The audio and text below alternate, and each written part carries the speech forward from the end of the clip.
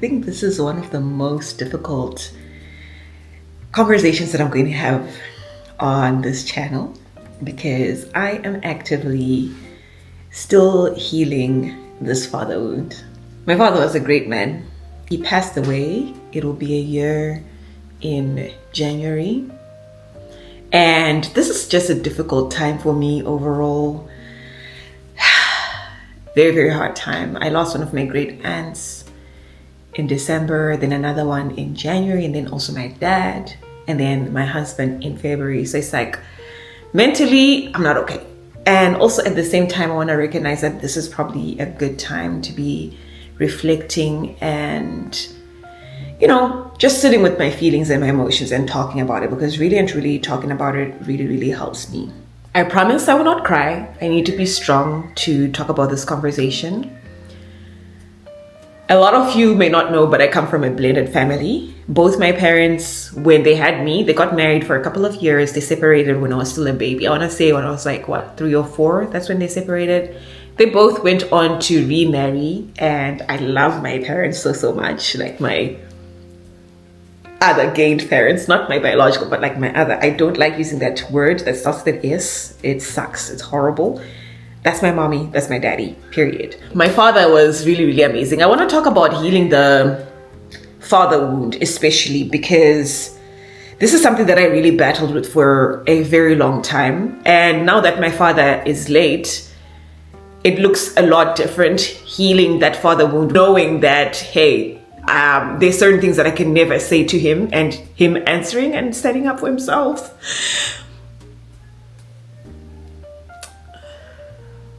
I mean, the man died when I was like, 29, 30. I had the time. I had the time to sit down with him and talk, but I just didn't do that because culturally there's certain conversations that I feel you cannot have. You may want to say certain things to your parents, but you shall honor your father and mother all the days of your life so that your days on earth can be long.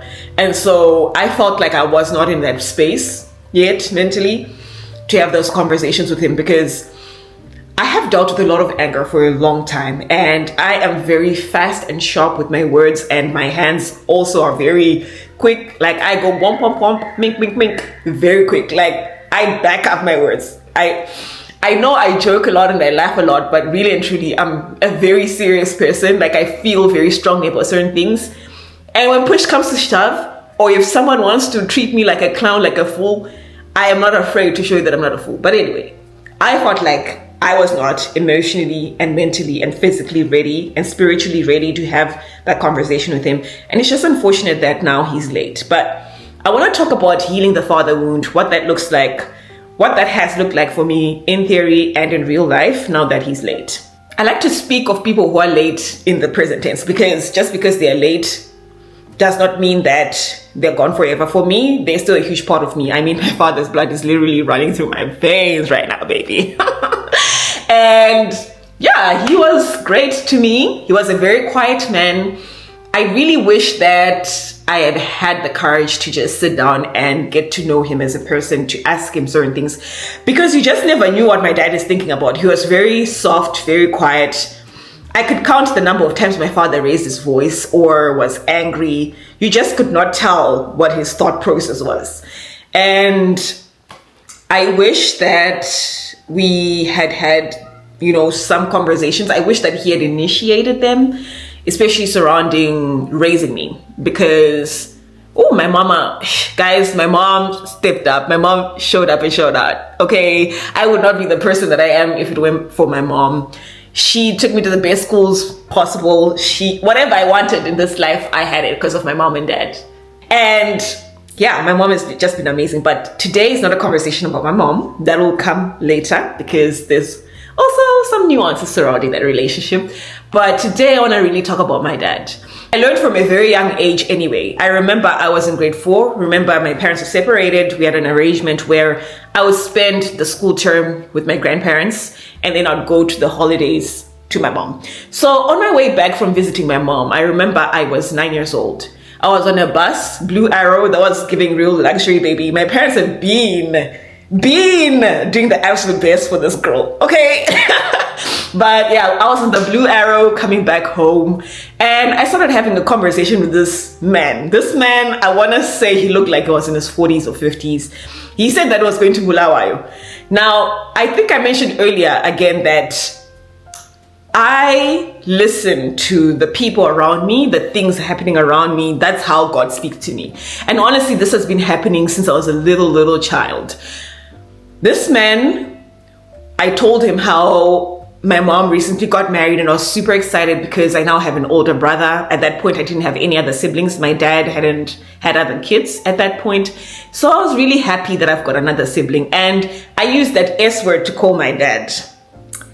And there was a time where I left my paternal grandparents' house to go to my maternal grandparents' home, and my maternal grandparents were not home, but they had a nephew who was there, and they felt really uncomfortable that I was there alone with this man. And so it was a whole thing. They had to call someone to come pick me up and take me back to my paternal grandparents, and they thought that I was acting out because my mom was now married. Yeah, so I was telling him that whole conversation, how that was awkward for me. I was like, no, I just genuinely wanted to go visit my maternal grandparents, that's all. But he stopped me in my tracks, and he was like, you should not call that man your dad. That's your dad. And really and truly, he was right. I feel like that man was an angel for real, because my dad, he has literally saved my life so many times. Had showed up for me.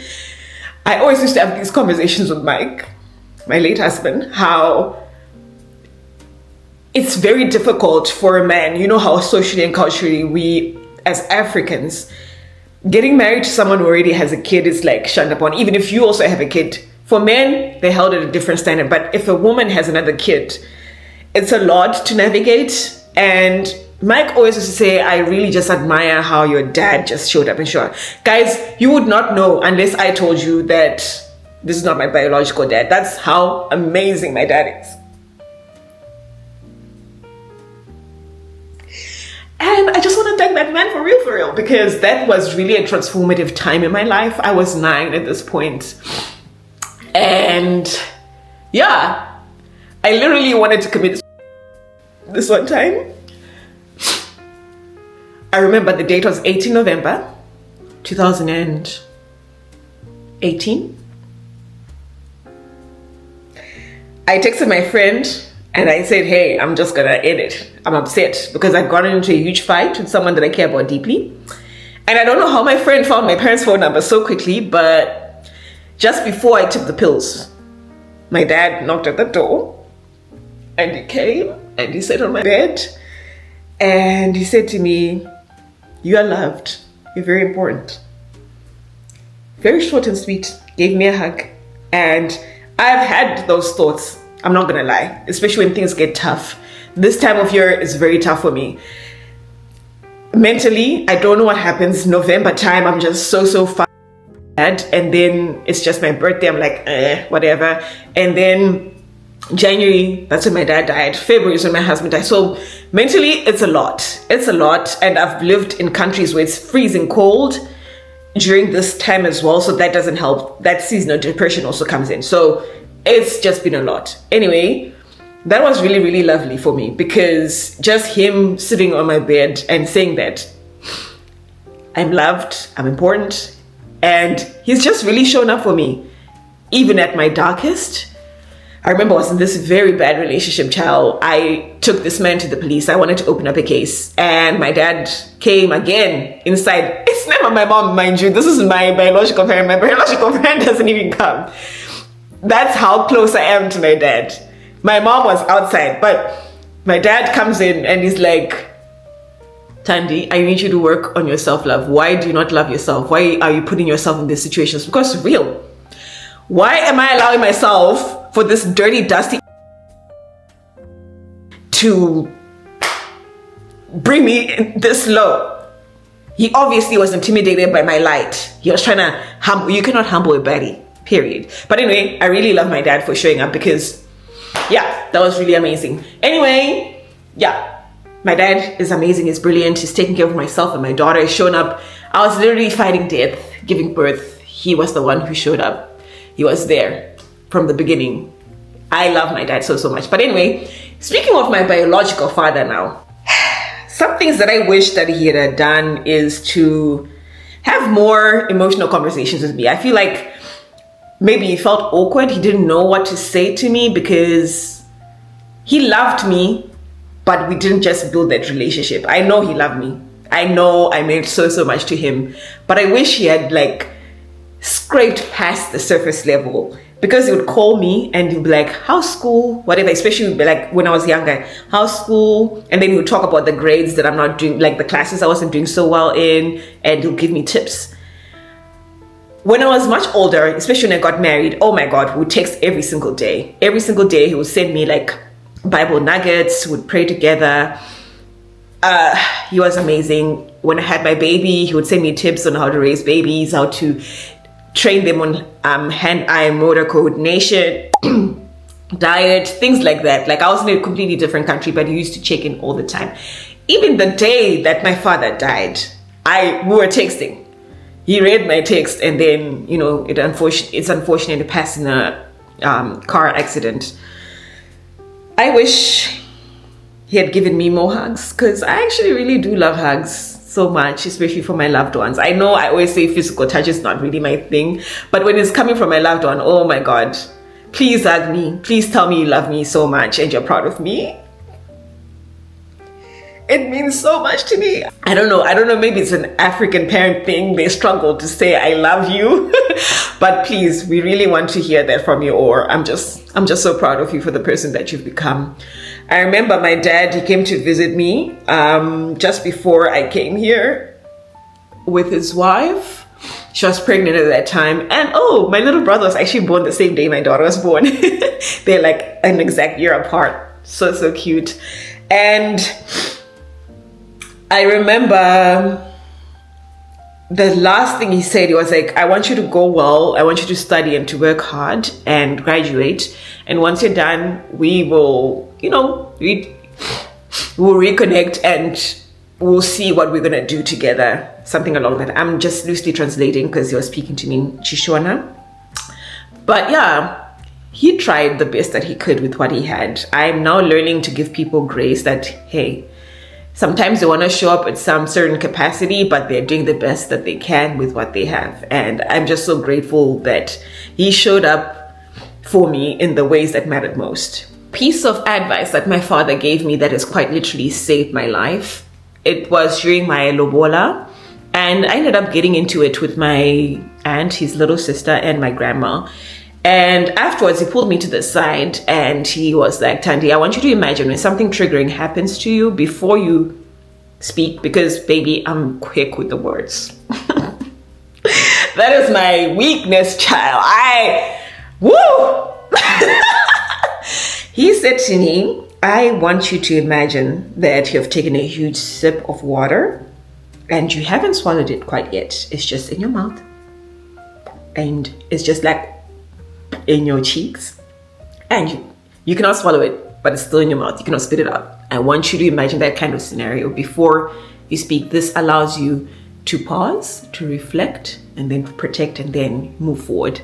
But if you just are quick with your words, you're not thinking, you might end up saying hurtful things that you cannot take back. And that was really good advice. I always used to consult him on different things because I really want to have a farm one day. So I'd ask him questions about that because he was into agriculture. And yeah, he always used to give me the best advice whenever I needed it. Even with my YouTube channel, I was super excited. I told my whole family about it. He told me about his cousin, who also is into media. He always used to be like, Tandy, I feel like you really need to connect with Uncle Q and ask him questions about how to make your channel better, how to reach a wider audience. He took genuine interest in a lot of the things that I liked. So he showed up for me, and that's all that matters to me. My dad passing away triggered my abandonment issues on the biggest level ever. Like I mentioned, I grew up with my grandparents, and even though we lived in the same city, my dad was young and wild and free. I'll tell you that much. That was my big dog, okay? And I wish that we'd spent more time together. But yeah, just him passing away triggered some abandonment issues and feelings that I had not dealt with in a long time. I remember in fifth form, the year I turned 17, that entire year, I would go to sleep praying, crying for my dad. I don't know if my roommate at that time even remembers this, but I would pray for God to save his soul because my dad was a party animal before he gave his life to Christ. I love that for him because you must live. Enjoy your youth. It's literally in the Bible, Ecclesiastes. Enjoy your youth because this pleases the Lord. But yeah, he turned his life around and he was now even an elder by the time he passed in the church. And he loved God. He was great. But yeah, him dying, man, it just really triggered some abandonment issues. I found myself even in some relationships or keeping or dragging friendships or relationships that I had no business being in because I was just so afraid of being lonely. I just wanted to feel chosen, but really and truly, that's not how we go about that. That love starts within, and when you love yourself, you know that your values do not align with what this person's pouring into you, and you don't need that or lack thereof, because sometimes they don't even pour shit. They just come and take.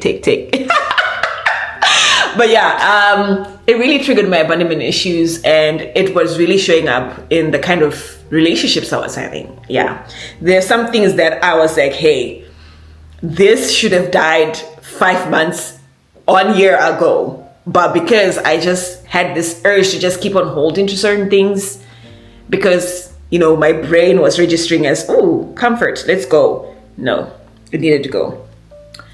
It also triggered some anger and some guilt to some extent because I was like, hey, this man died when I was like in my late 20s. He died when I was 29, 30, somewhere there.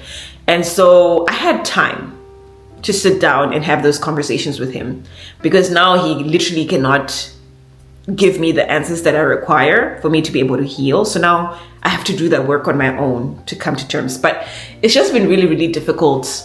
I've dealt with a lot of anger in the past, and when your parents are separated, it's a lot to navigate because both sides of the family, especially when you're about to get married, things come up, things are said, things are done, and you're just in the center of it all. You just have to bear it all. Yeah, it's a lot. But yeah, I wish he had protected me and shielded me from a lot of those things. And doing that, he needed to do certain things, you know, with my mom's family, traditionally and culturally. I feel he had a lot of time to be able to sort that out. I told y'all earlier that I am spiritually gifted. I dream stuff. I remember when he passed away, I actually saw it as it was happening. I was sleeping and I was in a car with my dad and my mom and my daughters at the back, and I was driving the car. And there was this combi that came. It overtook us. It was going so fast. And I actually remember turning to my dad and I was like, Daddy, hey, this combi is going so fast. And where we were, it was the suburb where my paternal grandparents lived. I remember the road. What's this road? I forgot the name. When you're turning from Vuma Road. I forgot. But yeah, we're there. And this combi went boom. Hit the electricity thing, that box. And 2 men flew out and they hit the ground. They bounced like 1, 2. And I don't know where the other man went, but the other one, he stopped right in front of our car. And I had to like brake really fast. And I remember this man's face was very swollen, like his eyes were swollen shut, everything was swollen. I couldn't see his face. And I just remember laughing to myself and saying, wow, this man is so handsome. And I woke up. By the time I woke up, my parents had left, so I didn't even get the chance to tell them, but I was really, really shook. I remember telling the person I was dating at the time about the dream. And then that day went by, I prayed about it, and I went to sleep. 3 a.m., my phone starts to ring, and I just knew, because my family, they have a tendency of calling me at 3 a.m., and that's when they always break news that someone has died. It's Gogo Rose on the phone. Tandy, where's my mind, Daddy? I'm like, Coco Rose, I know someone has died. I just need to know who it is. And she's like, I can't tell you. Go give your phone to your daddy. And then I went and knocked on my parents' door. I gave the phone to my dad. I think Coco Rose asked my dad to step away from me because he stepped out. And I just hear my dad saying, oh no. So I knew someone had died instantly. And then he comes back, he sits. No, my mom had gone with him. They come back, they sit next to me on both sides, and they're like, both of them are holding my hand. My dad was like, Tandy, I'm so sorry, but Daddy has passed away. And I just went into shock for like 5 seconds because I was like, I dreamt about this. As it was probably also at the same time it was happening. But yeah, that's how Daddy passed away. Honestly, that time my mom came back and she slept next to me till she went to work. But it was just a difficult time because I honestly hoped that one day we'd just sit down and talk like, Daddy, why did you do that stuff? Like, and the fact that you went to get married twice after that, and I felt like I was a lot more involved in my brother's lives than he was involved in my life and my little sister's lives. I just wanted to sit down and ask him like, hey, bruh, that was just really not good. No bueno. But at this point, I was like, there's no possibility of that ever happening. The father wound for me showed up in my life as like, I just was overgiving. Parts of myself wanting to seek validation even in the wrong places. And I was also hyper independent. Like, you cannot tell me nothing. You see this apartment I'm standing in? I went and did that for myself. My education, I went and did that for myself. Like, some things that I can genuinely ask for help in, I would rather struggle than to ask for help. And I feel like it's okay to ask for help. It does not make me look weak. When I ask for help, it's perfectly fine. No man is an island. My view of men, love, marriage, all of that was really warped. If it weren't for my grandparents' marriages or my mom and my dad, for me, at some point, I was like, I'm never gonna get married. I don't even think I like men that much. Ew, get away from me. And even how I would show up in some relationships, I remember there's this one man that really, really looked like some members in my family. And I feel like I treated this man poorly to some extent because he sort of kind of reminded me of my dad. I'm so sorry. And it didn't help his case that he actually shared the same birthday as my dad's. Like, oh my God, that's another thing. My dads were born like literally 2 days apart, different years. But yeah, I'm so sorry, man. It was not your fault. Some things you were also messed up to some extent, but some things really were not your fault. I'm so sorry. I apologize. I just needed to grow and to learn and to forgive and to heal. Yeah, but also you were no, I should not say that. I should not say if you, because I really did my 1 2 1 2 2. For me, it's been really, really tough grieving the dad that I had, and also at the same time grieving the dad that I wish I had. Like I mentioned, I wish there was some things that he just had done differently, but I've learned that people just really do the best with what they have, and it's okay, and it's very important to give grace. So yeah, it's just been really tough because now when someone dies, that's it. Their chapter is closed, it's done. All we have is just their memories that live on and they're watching over us. But there's certain questions that you can never get answers, right? And so I urge you, if you have some things that you're holding on to, for your own sake, it's okay to have those conversations. It's okay for you to forgive.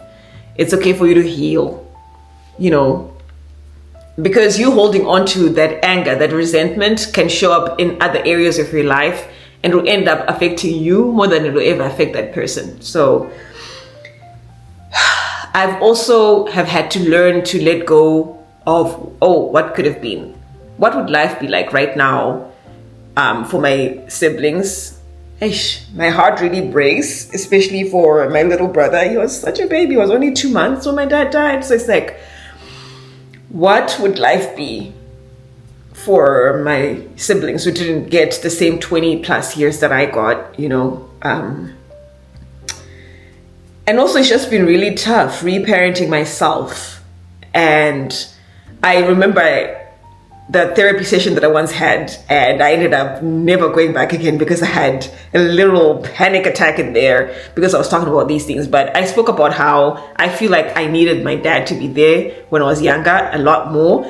And I ended up saying, oh, but he had to go to work or he had to go to school, whatever. And the therapist stopped me. He was like, no, it's not your job to feel sorry for him. He's the parent. He should be showing up for you. But yeah, reparenting myself is really tough, especially now that I'm an adult. Just coming to terms with certain things and just healing and forgiving, it's been really tough. Also, just learning to receive love without fear of abandonment.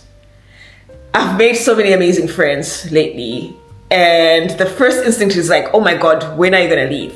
And I also mentioned that this time of year is just really, really tough on me. My mental health is struggling. I even start thinking of, oh my God, I'm about to, right? Not to do it myself, but natural causes, of course, which I don't need to be living life in fear. I don't need to be having anxious attachment styles with people. I don't need to think the absolute worst about people, So just learning to separate my self-worth from male approval, because, it's a man. The fuck? I'm literally the baddest. I am literally the best. I don't need your approval. And decentric men has honestly been the best thing that I've done for myself. Let me tell you that much. Look at my skin, glowing. Okay, I am perfect. And doing that has also attracted newer and better and greater things for me. So highly recommend. But in all seriousness, I also wanted to talk about, what that healing process really looks like, healthier boundaries. Like I mentioned, culturally, there's some things that I just could not say because, it's shunned upon. And also honor your father and mother so that your days on earth are elongated here on earth, whatever. Setting healthier boundaries has really been very helpful. I know I had to sit down and reflect and just look at my values as a person. Like, okay, what is it that we want? Does this align? If it doesn't align, how are we going to let go of that? And acknowledging my triggers and my anxious attachment styles. Like, hey, I don't need to continue being friends with this person. I don't need them in my life. I can continue because they're overstepping my boundaries. It obviously does not align, and that's okay.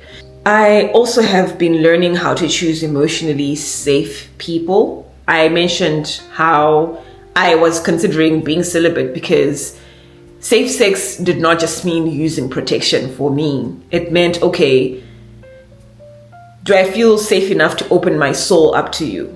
Do I feel like you consider me? Do I feel like our values align? Do we share the same beliefs and the same values?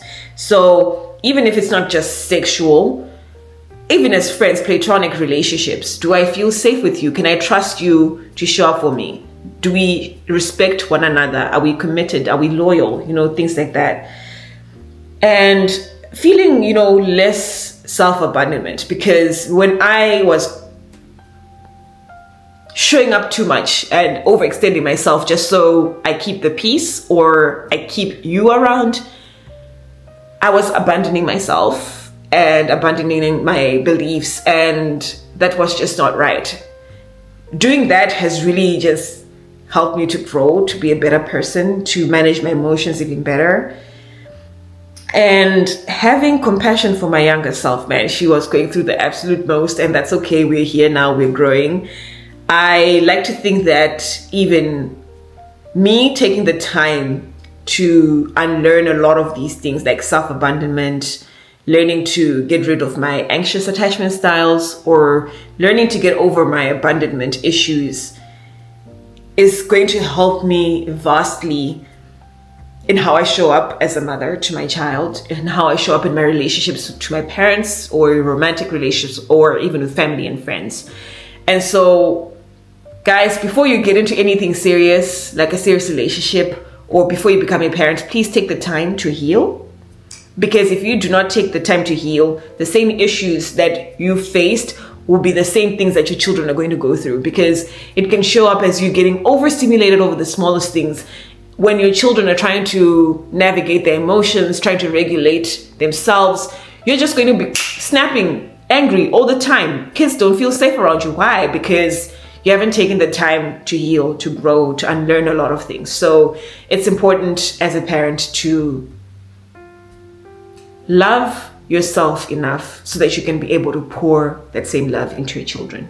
I remember when my father passed away, someone, I don't even remember who, but I know it was a woman, because my mind does this amazing thing where if something happens or if something is said that I don't like, it just like static and I forget straight to the subconscious. And this person, I remember them saying, "Oh, I'm so sorry for your loss, but it's not even like you're close to your father anyway." Huh? Who told you that? Who said that? I was very close to my dad and I loved him very, very much. But yeah, I love both my dads very much. I love my mom so much. I'm still very much in touch with all my moms. And yeah, I love my family. They're really amazing. And my dad has shown up for me so many times. I love him so much. I actually had this terrible relationship where the person ended up taking my phone because they felt like they could control me. They wanted to see who was texting and calling me. I'm like, bruh, the things that you're doing are way, way worse. I don't know why you need to be checking my phone. But anyway, I think at that point when I ended up taking him to the cops to try to get my phone back, when I got my phone back, he had deleted everything, every single photo, every single video, except for the picture that I had with both of my dads. And I'm so grateful that he didn't delete that, because what the heck.